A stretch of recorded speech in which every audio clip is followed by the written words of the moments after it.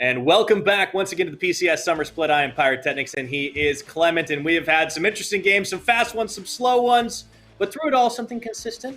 Our wonderful sponsors, of course. If you look down at the bottom of the screen, you can't see them. They are CTBC Bank, China Airlines, and Chunghwa Telecom. Thank you for helping make the PCS possible. Now, Clement, that long one was a slog. I think that was almost as long as both the previous two games put together. Boom will be happy about it. But up next, I'm curious to see what you think these ones will be like. Personally, I'm hoping for a fast game, to be honest. I'm always hoping for a fast game. But I think there is some good basis on this one. Yeah, exactly. J-Team, sometimes they have been on the tear so far. And, as weird as this is saying, that the team that has given them the most trouble yet has actually been Alpha Esports, which is... I didn't think I'd ever be saying that, but J-Team are on a 3-game winning streak so far. They did lose on the earlier one to Machi Esports, but after their 3-game win streak, they've shown a lot of strength coming in from Hana, and they've also shown a lot of good things coming in from Rest. I think those are their two kind of highlight points that we've had so far. Well, a relatively quiet but very stable performance from Mission. And I think a team that's also kind of been, to some extent, surprising and in some cases impressive are their opponents today, the Berjaya Dragons. Now, there is a bit of a change in the lineup. They're going to be starting not with Enzo in the jungle, but with Arashi, who I believe has been their substitute throughout the spring, but was not used, as Enzo swaps into the support position. Yeah, this is definitely kind of an interesting one. I will say I thought that Enzo probably was going to be swapped out at some point, given that they had a sub. And it's been a carry jungler meta for 2 splits right now, and it just feels really bad for Enzo to not be able to really show up in either of these metas. So him going to support, I think, is quite interesting. I think it definitely fits his style. He's been mainly an engage-focused sort of utility player, and a support is essentially that role. In the meantime, for Arashi, we don't really know a lot about this player. His last time playing was 2018 on Firebirds, so it's kind of a question mark on what he's going to come up with, since he's been lacking competitive experience for the past 3 years. But I think what his main job is going to be is to link up with Minji. I think Minji's champion pool and his impact in this meta has been tremendous. He can play the Zoe, he can play the LeBlanc. It's in season for that, and he just needed an early tempo jungler to match up with it. We'll see if Arashi is going to be the man for the job, but their opponents today, J-Team will be Rest in the top side, Hana in the jungle, Mission in mid, Lil V and Woody rounding out that bottom side. Now, you talked about how the team that gave them the most trouble was Alpha Esports. That was until Lil V really started popping off at the end there. I want to give that AD carry some credit. Yeah, definitely. Lil V has still been going on his regular route of going for hyper carries. We have seen the Ziggs coming out. We do expect the Aphelios to still be in place. So he's going a little bit against the meta, against the grind of just pure Ezreal, Varus, and Kallistas coming in and out. He's still sticking to his guns as a hyper carry. But honestly, the big spotlight is still on Rest. He's the most consistent performer, and we are going to get the head-to-head matchup between the 2 star players on either team, Ozzy versus Rest. The thing I would look at is the solo kills. Like, for Rest, he is such a great tilter. If he gets a solo kill, he's going to spam you nonstop, and you're just going to feel crushed after that point, and he's going to get a psychological edge. And if you look at that gold difference at 15, he's also just a massive lead. 590, and I'm pretty sure that's the highest for any player that we have in the PCS so far. And that ties together, right? You get those solo kills, you're going to set your opposite lane number aside pretty well. And yeah, if he can get that tilt factor rolling into Ozzy's head, that's not going to be great for the Berjaya Dragons, but it will be great for J-Team. Yeah, and the both of them share a lot of similar champions, as we see in the Gwen and Viego right here. So, it might seem a little bit funny, but when you share such similar champion pools, the big difference maker is actually, can your jungler play all of these at the same time? Because if your jungler can, and especially for Rashi, or on the other side, if Hana can play these champions, then you can swap and fake out the opponent to get a better matchup in lane. Yeah, that's really what gets into the micro strategy of the pick ban phase. It makes it so interesting to watch, and we'll be coming up with that in just a minute. But it's certainly going to be an exciting one for sure, because it does seem like top and jungle tie so closely together these days. Even if even if the teams don't always play like it, it's such an important thing because there's so much overlap in the champion pools. Yeah, and I wanted to mention this point because I wanted people to understand why Enso I felt like was inevitably going to be swapped out.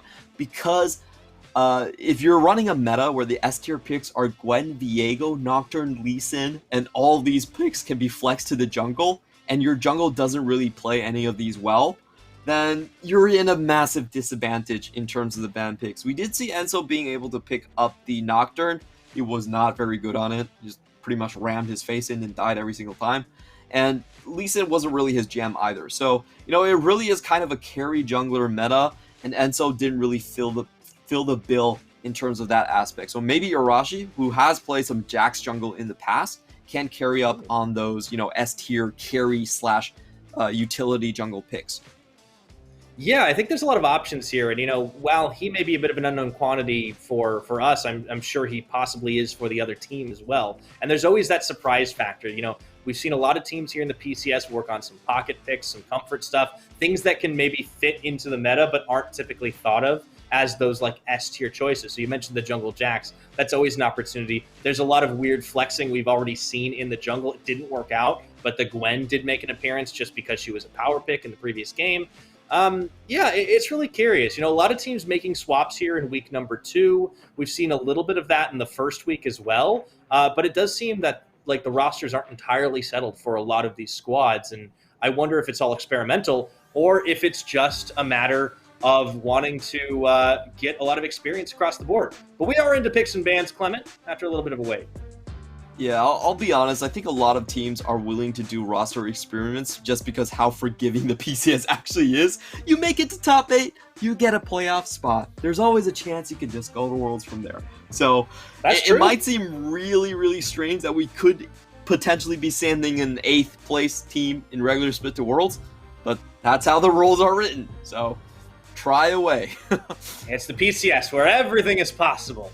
Where your dreams can be dreams and your memes can be memes.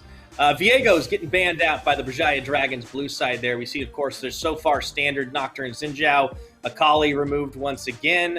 And it is to Berjaya for their first pickup. They did ban away a quick Lucian against Mission before anything else happens. Usually Berjaya Dragons would just instantly snap the Gwen here, but I think against Res, that might be too much of an ask. Res is definitely one of those players that I expect to have a counter pick and have a practice counter pick against Gwen. So Berjaya are going to deviate from their normal strategy, go for a Lee Sin instead.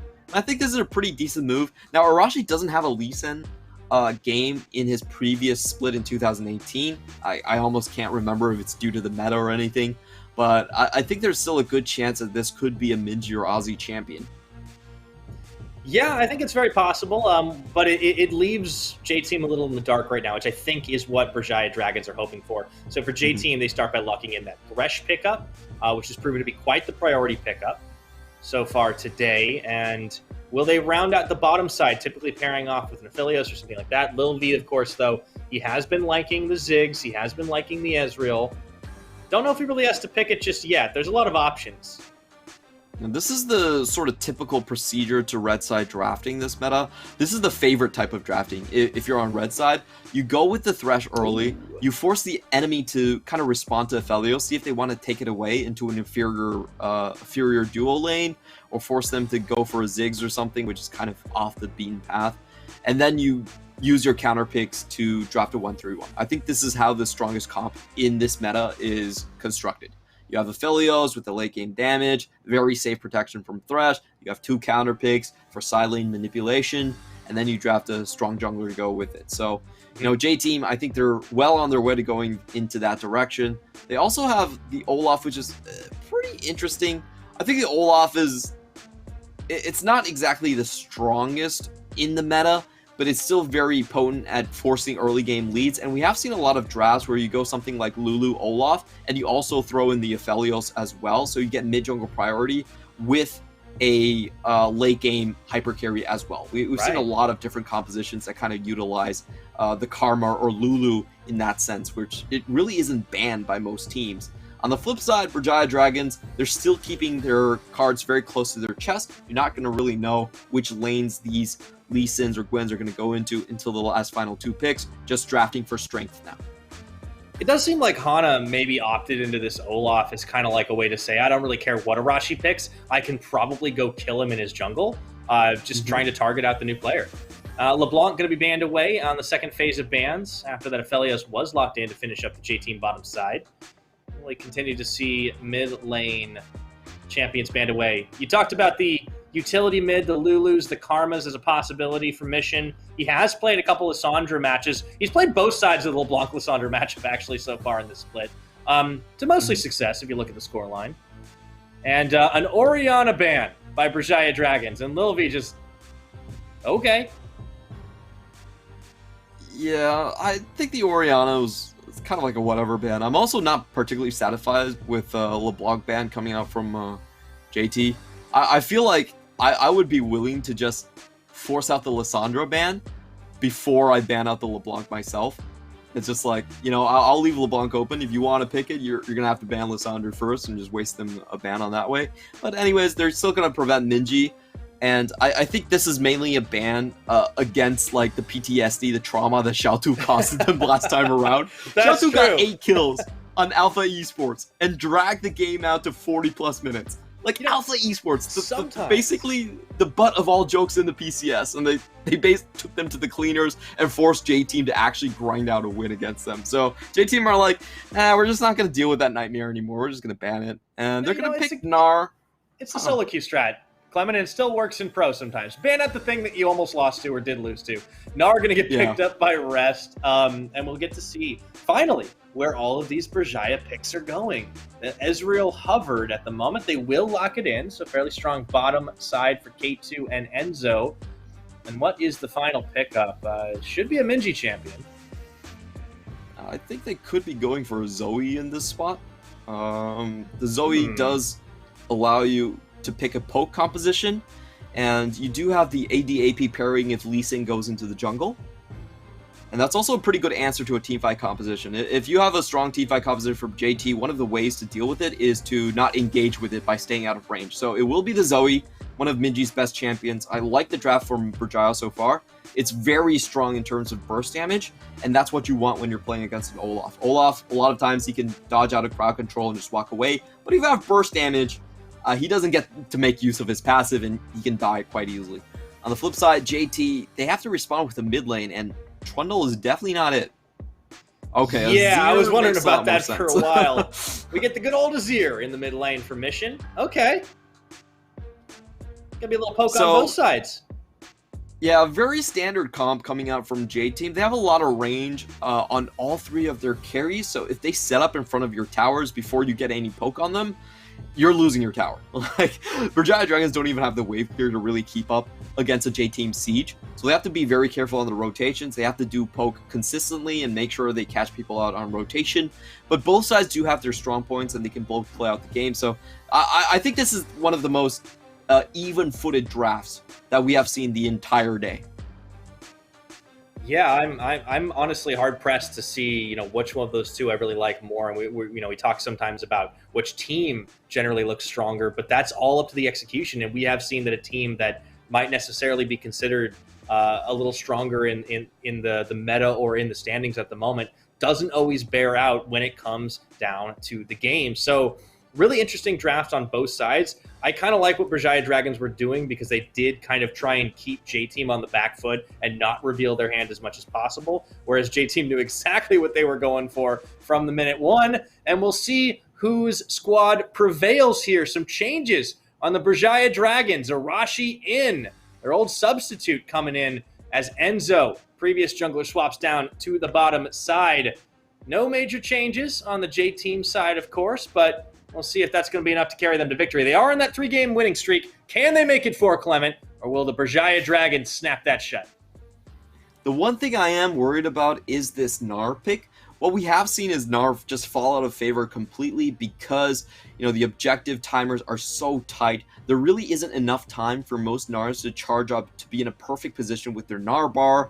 And in their first game, we saw Rest try the Gnar versus Gwen matchup. It did not go well for him whatsoever. He got a bit of lead, a small lead in the laning phase, and then Gwen just crushed him in the team fight. So this is one of those matchups where I'm not sure that it's the perfect answer. I feel like there are a lot better counter picks that exist in the meta, namely Set against the Gwen. But we'll see how Rest plays this one out.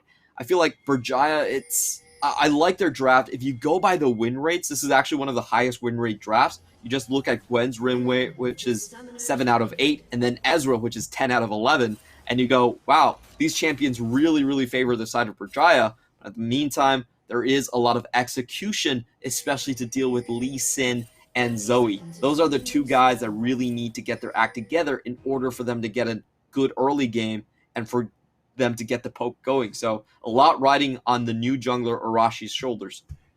Now we'll see if Arashi can get it done. Let's take a look at our runes to start things off. Don't look like too many surprises there. Yeah, just the interesting to note, this is something that Russ has been experimenting with, Hail of Blades on top of the Gnar.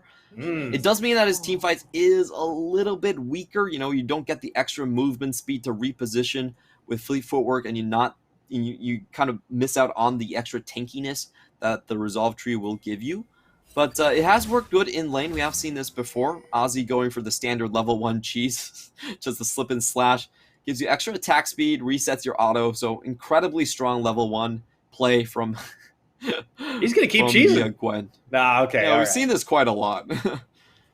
I was like, for like one shining moment, I was just like, my Singe senses started tingling. I'm like, proxy farm? But yeah, there's no way. It's not but this is always very beneficial if you are in a melee versus range matchup. A lot of times you can take the extra punishment and just go in on a target, as we are seeing right here. I love it. I love it to start things off. Ozzy trying to tilt the matchup as much in his favor as he can. Other than that, standard starts across the board. Well, I guess it is standard cheese, if you will. But Ozzy having a good old time up here against Rest, and this is why that matchup definitely starts to feel a little one-sided after a while. Kicking things off. Let's see how Enzo does in his support matchup down on the bottom side. I'm curious. So far, getting bullied just a little bit here. I think Leona is one of the easier support champions. Less mechanics to go into that one. And Rest really needs to be careful because as we see, Arashi is heading towards the top side. He definitely wants to burn an early teleport just to avoid dying right here. You can see the question mark pings go down. They're even worried that Arashi could be going for a 3 camp straight to top. So you can see how bad the trades have been going for Rest, where he has to burn a teleport in a matchup that he picked the counter pick specifically for. And Arashi actually makes his way into the mid lane. Getting a little bit of damage down onto Mission. Takes some Sand Soldier poke on the back half of it. Minji was a little bit low in this one, so they couldn't really follow up in full combo. Mission was playing relatively safe. Minji taking more punishment here, but now that Lee Sin has been seen. Meanwhile, Enzo getting poked out a little bit. J-Team so far holding the line in at least 2 of these lanes. Yep, we can expect the Azir to get a little bit more poke early in. Zoe's wave clear doesn't really come online that much. He needs a couple more levels into the queue for that to really start happening. In the meantime, Arashi, I think he's doing the right thing though, just trying to force out on the top side. And this is, I think, what prevented Berjaya from ascending into a top tier team is that they have great solo laners. Minji and Ozzy have been on top of their game for a long time, but they didn't really have the jungle strength to link these 2 lanes up. And this is what we want to see from Arashi, for him to be able to move his carries outside of the lane, or for them to start skirmishes just from the jungle position. I think that would be massively beneficial to them. Absolutely. So Arashi already kind of causing a general bit of unrest from J-Team's side of things, and we'll always try to keep track on what's happening on the opposite side too, because Hana, very specifically picking this Olaf, even though it's not quite in that top tier anymore. We'll have to try to make use of it, try to justify it, but not really able to go quite as fast into things. And for J-Team, it kind of feels like, their game plan. You talked about sieging being really strong, but the team fighting maybe isn't going to be quite where they want it to be. I guess it all just depends on how this laning phase goes.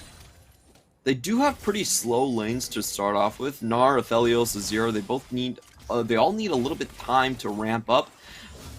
But if they are able to just keep the lanes pushed out forever, I think J-Team should be expected to win. If you have lane push throughout the entire laning phase, it means that the poke comp never has a time to actually get out of their own lanes and set up siege where they have the most potential. Now, I will say one of the things that we could definitely see Berjaya trying to do, as they get a good hook. Yeah, Enzo does get grabbed, forced to flash away, and just in time, Hana's there to take the lantern. Goodbye. And K2 gets out, but Enzo is not so lucky. First blood of the Olaf. Yeah, that was kind of questionable. They were playing super aggressively through their minion wave, just trying to get that wave to bounce back. But in the end, Enzo can't dodge out and pays with his life. What I was really looking forward for Berjaya to do was actually swing Ozzy into this bottom side. They could let Lil V and Woody push. If they swing the Ozzy to the bottom side, it's actually a free play. You know, he still has that extra teleport. And unfortunately, they're going to die before they even can even get that going. So that was just kind of a wave mistake, I would say. Like, you could tell what they were going for. They're trying to shove the wave in. And, you know, Arashi was even there to help get the reset on. But they just dive before the help can rotate. Now Minji has his chance, though. Yeah, so Shirley is picked up, and he's going to try to go for the dive here. Level 6 to Rest's level 5. Sleepy Trouble Bubble lands. They go back in, and Rest is able to flash away, but not before Arashi comes in. Welcome to the PCS. Here's your kill. That was pretty high. If he gets the snipe on the minion and goes through the wave, some excellent mechanics right there, and Rest doesn't even know what hit him. Burns the flash, doesn't have the TP. This is going to be open season on the top lane.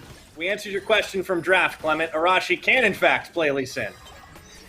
Yeah, he is going to be able to link up his soul lanes right here, and let's just watch that play again. Oh, that was so smooth and sweet from Arashi, having a great debut so far.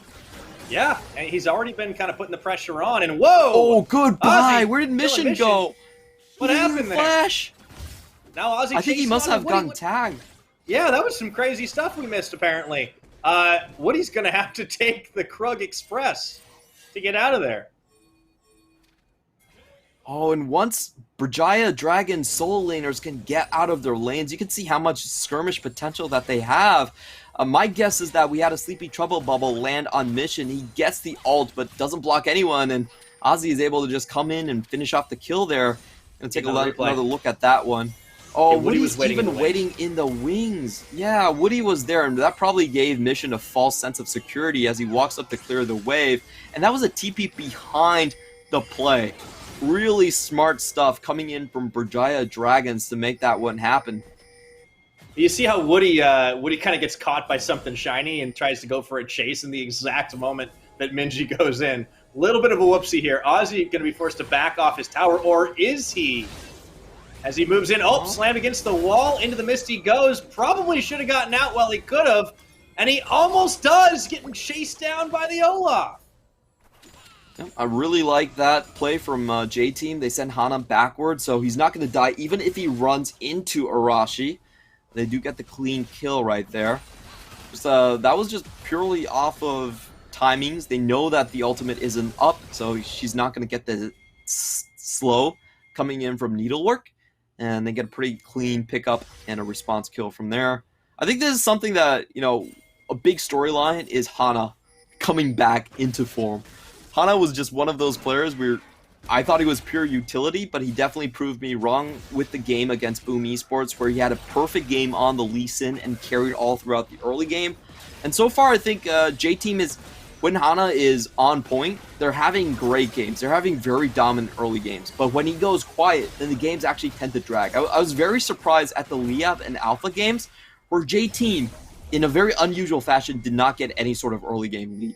They had to wait for late games and for the other team to make mistakes to actually close things out, or even just to get ahead.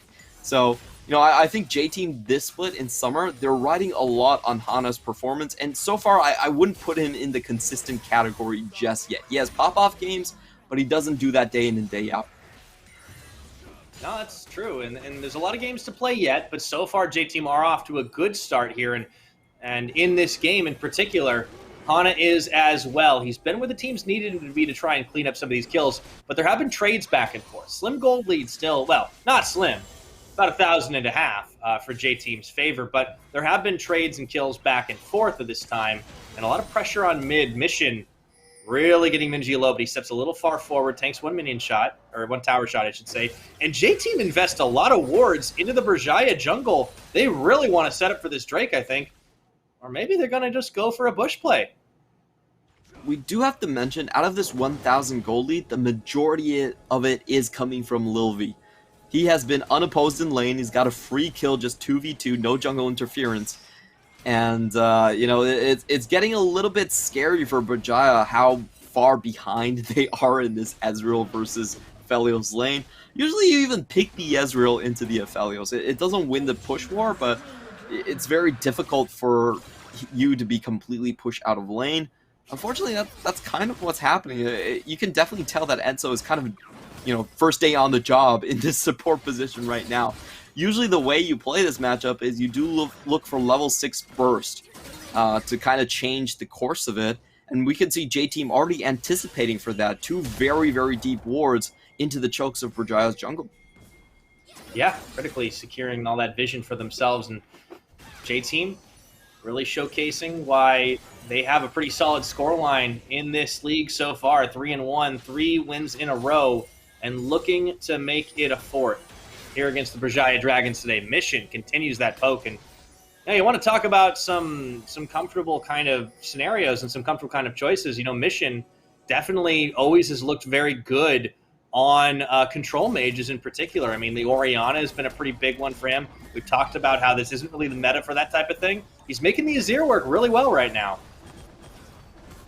Yeah, he definitely is. And this is a composition where it's very hard to get to the backline through that, through the Emperor's Divide and through the Mega Nard ultimate coming down, and you also have to fight through the box. So J-Team pretty much has the best composition that you could have drafted for yourself in terms of a spring meta. And Berjaya Dragons will be the one that are forced to play very creative around that. They need to find for flanks. They need to make sure they can move their pieces before J-Team does. And I think Berjaya Dragon, at this point, one of their best plays is actually to roam K2 and Enzo into the mid proactively.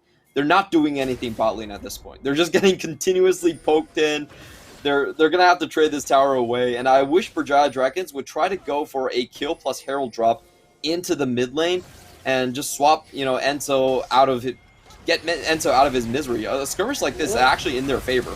That's what they're looking for right now. That was some burst that they were looking for, as Arashi will get the kill credit, and K2 steps up. J-Team were bullying Arashi, bullying Ozzy, bullying everyone, just I should say. But they stepped too far forward, and it gives Berjaya Dragons enough time to react. They close the gap and pick up 2 kills. Not gonna lie, that was a bit of a throw from J-Team. The way they want their engagements to work is they want full push onto the bot lane tower. They don't want the jungle skirmishes to go mid where Minji has a chance to impact that.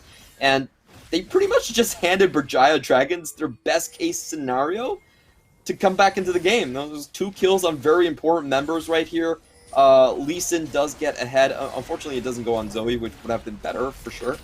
But, you know, I feel like J-Team just, they don't need to find engagements in the jungle, they just need vision inside the jungle.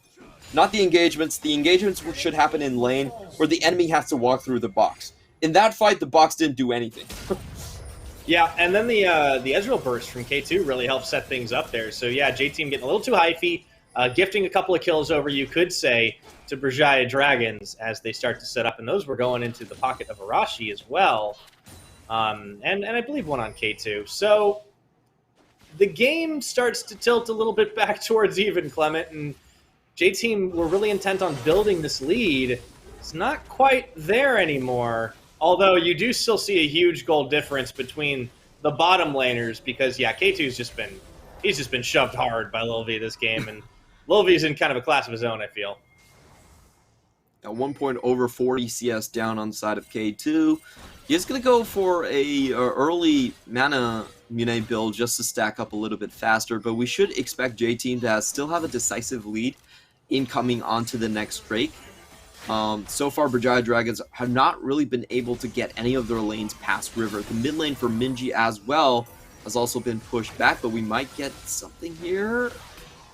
Not enough damage to want to commit to it, and also good roam there from Woody. Hana is there as well. Berjaya, we're looking for a possibility of a pick, but it's just not happening. Mission is holding the line in this game. 1 death so far, and he decided 1 death was enough. The next big play we should be looking for is definitely the rage bar up on this Gnar. If Berjaya Dragons can just wait the Gnar bar out, they could actually just start this fight and be in a reasonable position to outflank and win. For J-Team, again, they just should not commit too much into the jungle. I like this, just poke and go, take the red, and get out, and make sure they get the bot lane tower. Getting the bot lane tower, I think, is much more important. Oh, and they shoved the Zoe! That's going to be that stopwatch popped, and they waited out the time. Look for Minji, tries to tag his way out, and it's not going to happen. A quick hit and run for J-Team, but will they be able to run away from it all? As Ozzy comes in, Enzo gets the Solar Flare, Flayback Woody with the box in the river, not going to do enough. And a big old squad to the rescue, and it's just tag teaming back and forth. Berjaya Dragons got flanked while they were doing the flanking, and Ozzy says, run, run, you can't make it.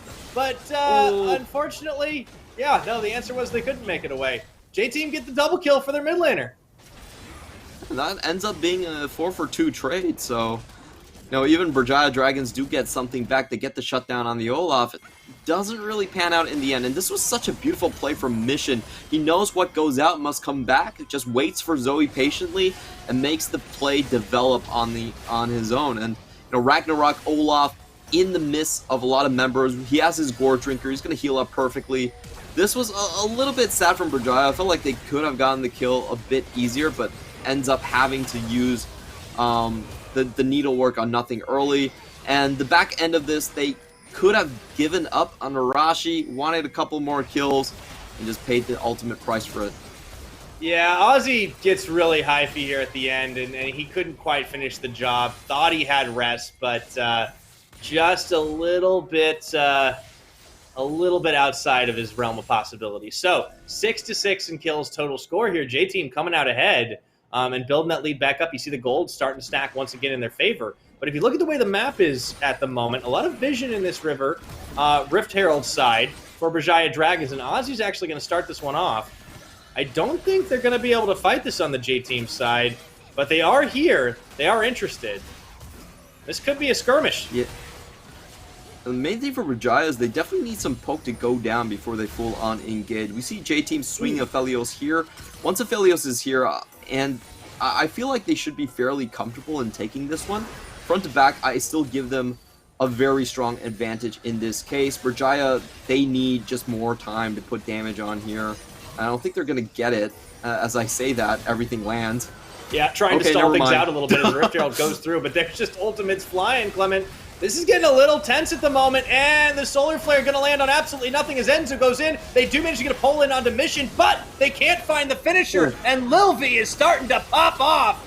A little bit of help from his team, but I think that's going to be the triple, and they will be able to claim down that Rift Herald. Hana steals away that last kill, or manages to secure it, I should say. 1 for 3 as J-Team now will take the Rift Herald as spoils.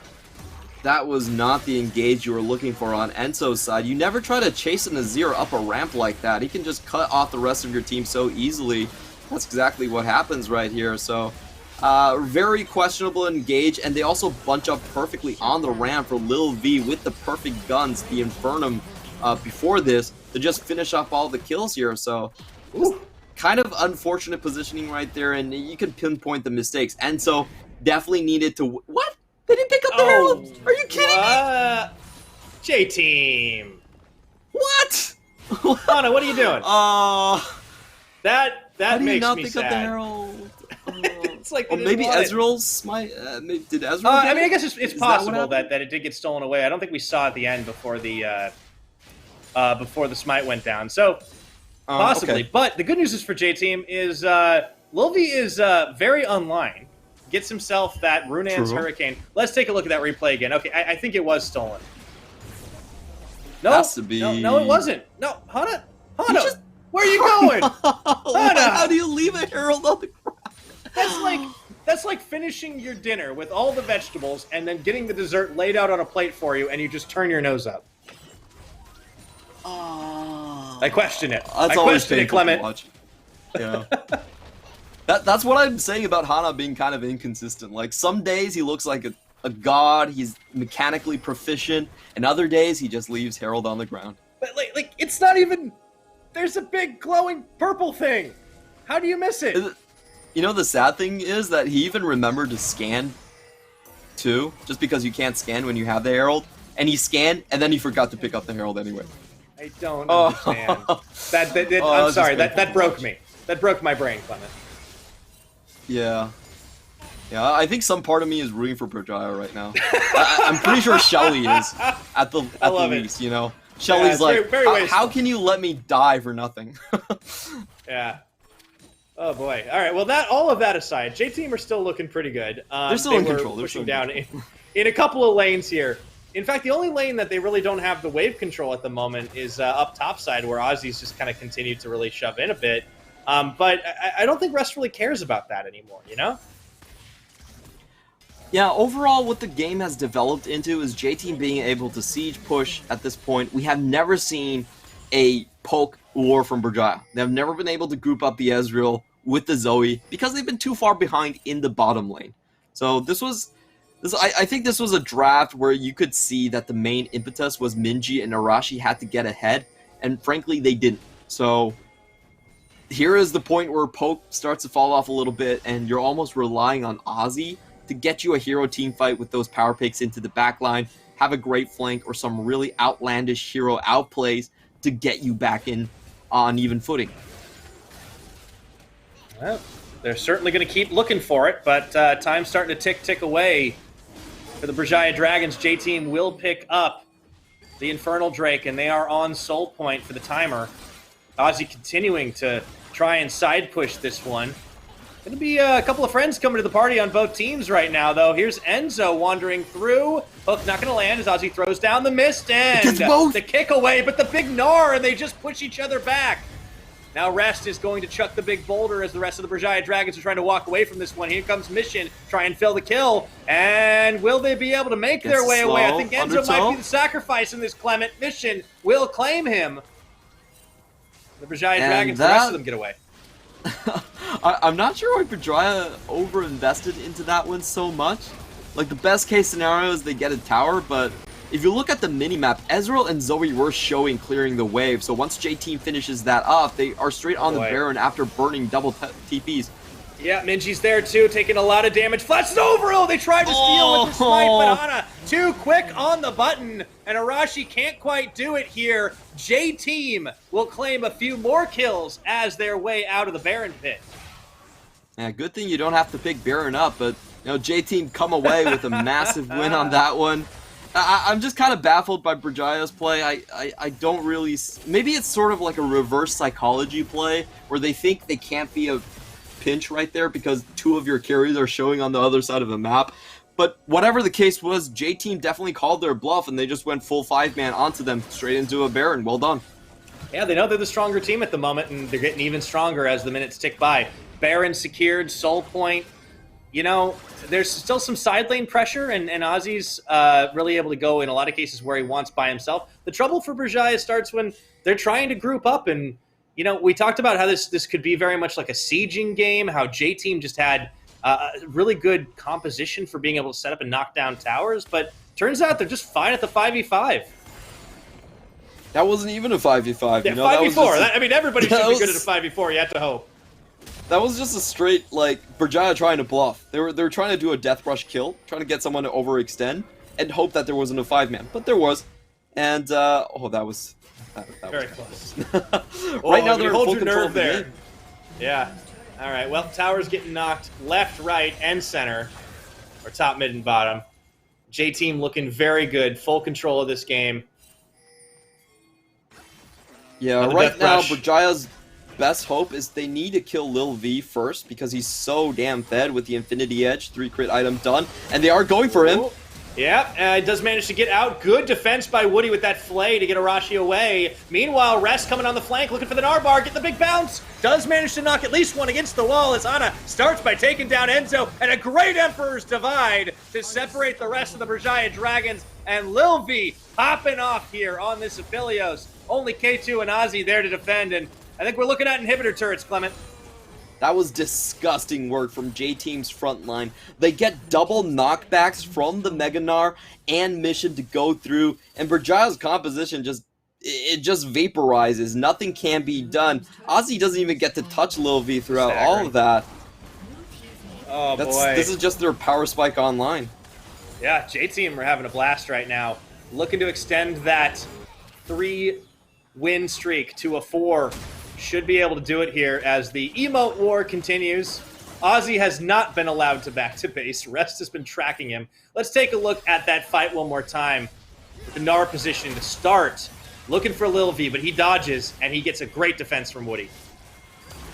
Right idea coming out from Berjaya Dragons. They just don't have enough members throwing enough things at the same time against Lil V to really make that one work.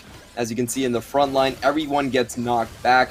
They don't have any good target selection to go onto at this point. You can see Mission is also itemizing for the Banshee Veil, so he's going to be out of range from those Sleepy Trouble Bubbles. At this point, it's just way too dire. I feel like Berjaya Dragons drafted a composition that needed early mid-game success. They didn't find it, and now they're at the mercy of J-Team. Yeah, we keep talking about a miracle fight, a miracle play. They caught Lil V, but I mean, this guy's running Cleanse Flash, and Woody has been basically just blocking everything. I mean, a great lantern to get him out of harm's way, throws up the box, gets the flay back onto Arashi. I mean, you just can't touch him. Yeah, and right now, I think J-Team, as long as they don't make too many mistakes, they should be fine. One thing I will say that J-Team have done in the past that have dragged their games out to tremendous lengths is Mission's side lane split pushing. A lot of times he just goes a little bit too far, gets caught. So that's something that we have to pay attention about. But if J-Team just play it really tight, keep it on the Drake. Now, I will say there is something that we should watch out. Rest does not have a Mega Narbar whatsoever. So in terms of his raw stats, he's missing out on quite a chunk, and this could potentially be something they do. Never mind. They do secure the soul. It looked like for a moment there might be a steal possibility, but that seems to be the last desperate stand here for the Berjaya Dragons, who are just getting shuffled and knocked across the board. Meanwhile, super minions pouring into the base. And I don't think they're done yet. Rest says, I can get one more kill. That's fine. He does pay for it with his life. And now Arashi is trying to be the hero for his team. He shuts down Lil V. But look at the teleport, Clement. Mission's going in. Do they have anyone else to actually save this one from going down? That was such a great play from Arashi. But he's not going to get rewarded with anything. All for naught. He really tried to be the hero in his debut, but J-Team are too strong, and they will close this game out just under 28 minutes. Good performance from J-Team. I really like the way that they drafted. This fits their players to a T. I feel like J-Team a lot of times, when they draft compositions that don't really need that much engage, they force the opponents into them. This is when they look at their sharpest. And that's exactly the draft they went for. It's not exactly meta, but it's something that they pilot extremely well. And Berjaya Dragons had no answer. They needed to get ahead. They got one kill in the top lane, but that was it. Their bottom lane was so far behind. They were allowing Woody to rotate all over the map. Aphelios was never touched in lane. And when you get to that 3-item spike, in this case, when he was very accelerated, going into that 3-item spike with 7 takedowns early, there's just not much you can do. It's a freight train running at you, and we have a saying in Chinese is like, if you're a praying mantis trying to stop a freight train, it means that it's fruitless. You have no shot at all.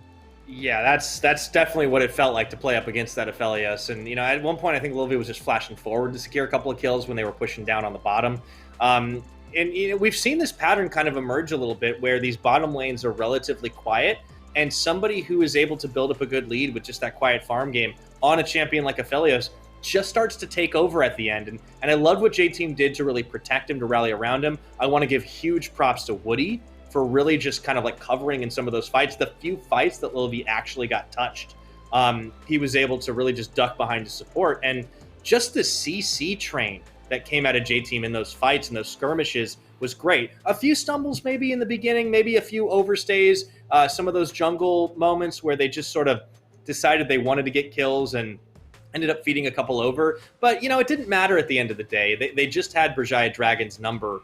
And it was really beautiful to see. I love seeing mission on a champion like Azir. It really shows you. Yeah. It kind of reminds me like, oh yeah, this guy is actually insane.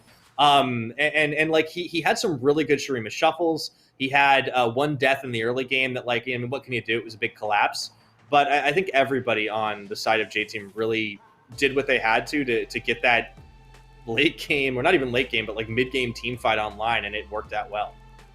That's really the best thing about J-Team is that they all have such a high baseline level of laning that they can go for slow compositions and know that they're not going to get taken advantage of. Most teams like Berjaya Dragons, I would say from 6th place onward, if J-Team go for this draft, they will win every single time. I don't think it's going to be great for them in postseason because they have to play more than those teams, but against these teams, like if they just play steady, I feel like it's all Berjaya Dragon have to go to extremes to actually take down such a stable composition coming on the side of J Team, and they just weren't able to get it done. Yeah, maybe a little bit more experience needed. I did like what I saw out of Arashi in this first game. I think, we talked about how Enzo maybe not feeling quite as comfortable on some of the picks that were a little bit more in the meta. So I wonder if this becomes a bit more of the, the quote standard Berjaya Dragons lineup. If they play around a little bit more with it, we'll see. But Arashi definitely didn't have a bad start. I loved the hero play. Unfortunately, too little too late. But you know what? He got the shutdown on Lil V. That's a moral victory. Got to count for something. And speaking of Lil V, we got ourselves another 80 carry MVP. Here, Clement. 516, but only does 20% of the team's damage. I'm willing to bet that the main damage dealer was probably still Olaf in this situation. He's just such a linchpin to what JT want to do. They always draft for sort of late game hyper carries for him. Either the Ziggs or the Aphelios has been their go-to so far. And as long as he's going to deliver these stable performances, I think J-Team can afford to play someone outside of a tempo meta and just stick to what they are very comfortable with, which is you have a hyper carry in Lil V, and then you have the other lanes trying to protect him at all times, not necessarily trying to engage, but just trying to set up layers after layers of defenses right in front of your main carry. Yeah, and it worked out well for them. I mean, we kind of go back to how sometimes what maybe is the optimal way to play, especially in a lot of other regions, doesn't always have to be the way to go here in the PCS. And so far, it's working out well for J-Team. Looking forward to see what they do next as they improve to 4-0 in this run. Still that one loss for them, but that's okay. We're going to be going on a quick break. When we return, more of the PCS. Don't go anywhere. We'll be right back.